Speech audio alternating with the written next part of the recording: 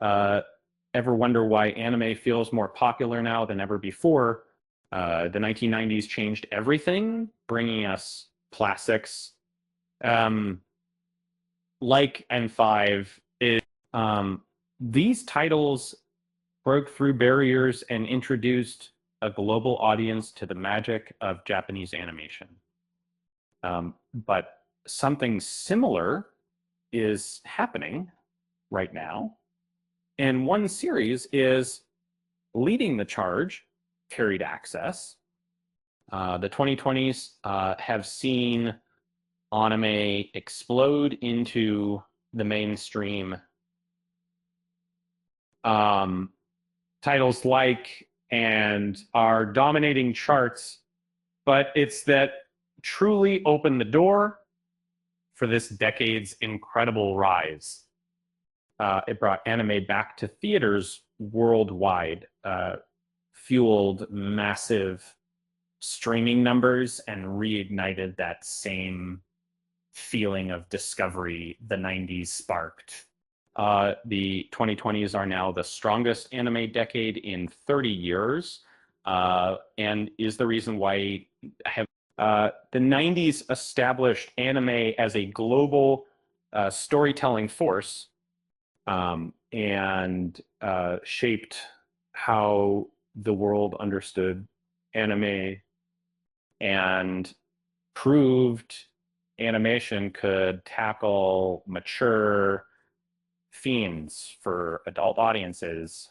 Um, Meanwhile, and built uh, uh, passionate global fan communities run on uh, like making more dominated television, introducing millions to long form action, created one of the first global anime fandoms, connecting viewers with character driven stories.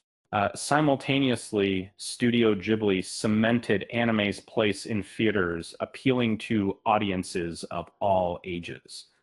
Um, um, these titles proved animation could deliver emotional depth, complex worlds, and mature themes. They also brought with them a serious merchandise ecosystem.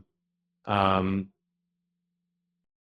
Clothing, toys, cards, games, and theatrical runs brought anime into homes worldwide.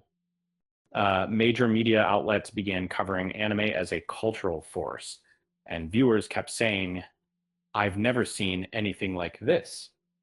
3 decades later, that feeling is back. Among today's headlining titles, stands apart both in financial success and cultural reach, season after season and film after film. It prompts audiences to say the same thing.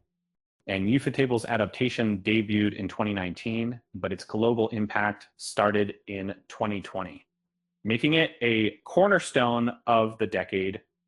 Uh, the key to lies in its rare combination of artistic excellence and emotional power,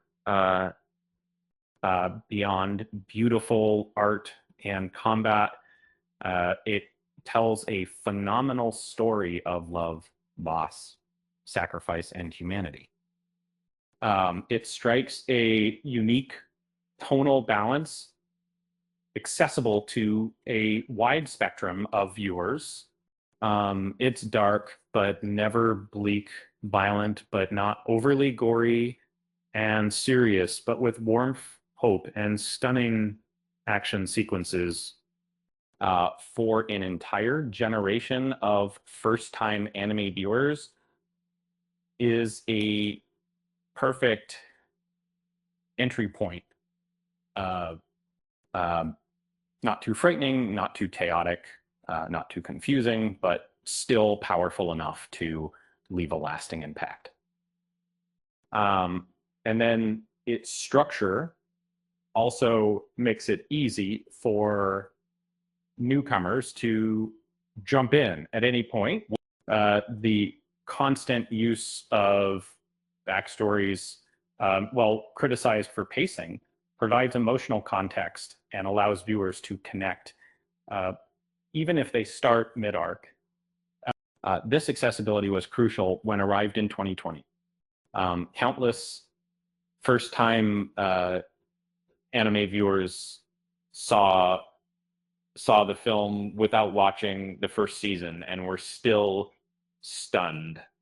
Uh, the film's success also prompted streaming platforms to aggressively pursue, um, as services like Netflix, Hulu, and Disney Plus expanded globally, became a high priority acquisition. Its financial performance then exceeded anything anime had ever produced. Uh, in 2020 alone, earned 8.75 billion US dollars, uh, becoming the highest grossing media franchise globally that year. Uh, um, that surpassed the value of And, which is its most recent film is already the highest grossing Japanese film and anime film of all time at 729 million USD. And its theatrical run is ongoing.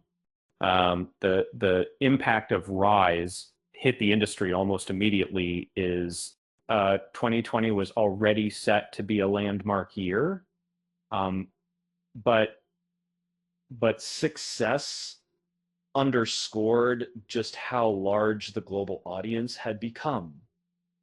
The pandemic increased demand for streaming entertainment, and drew in viewers who had never considered anime before.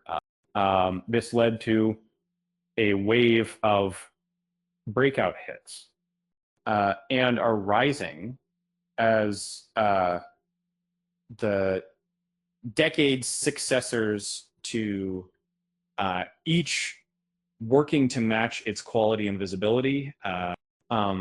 Newer titles like and are expanding anime's action landscape, and studios are racing to surpass visual standards, as merchandising also became a blueprint for other titles. The series has run massive international campaigns, including collaborations with Uniqlo and Walmart. Tanjiro and Nezuko appear on everything from apparel to collectibles. Other franchises are now pushing for larger merchandise pushes and earlier international product rollouts. Anime's increased global presence since 2020 has created a new demand for content. Streaming platforms have vastly expanded their anime libraries and are prioritizing accessibility, paying premium licensing fees for rapid localization. International licensors are enlisting A-list voice actors and releasing dubbed episodes as quickly as possible.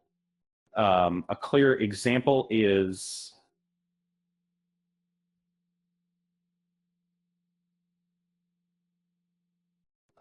if it had premiered a decade earlier, it likely would have been exclusive to Crunchyroll and released months after its Japanese debut.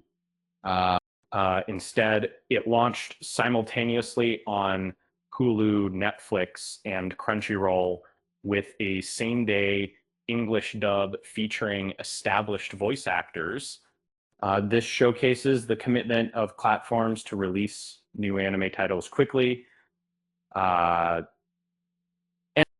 no longer enough for platforms to secure only the biggest titles and see. They need to have every major new release with localized audio as quickly as possible. So The race for the next anime hit is more intense than ever. The 2020s have delivered some of the biggest anime titles of all time, and are everywhere. Beyond the new era of anime, they're setting new standards of animation and storytelling. Anime's new level of prominence never could have happened without. Um, it didn't just, participate in the new era; it created it. Um, um, Defined anime's presence in the 90s and in the 2020s is reinventing it. Speaking of reinventing, did you hear about the demon who opened the bakery? And he was trying to make a little dough. With that said, thanks for watching, and until next time.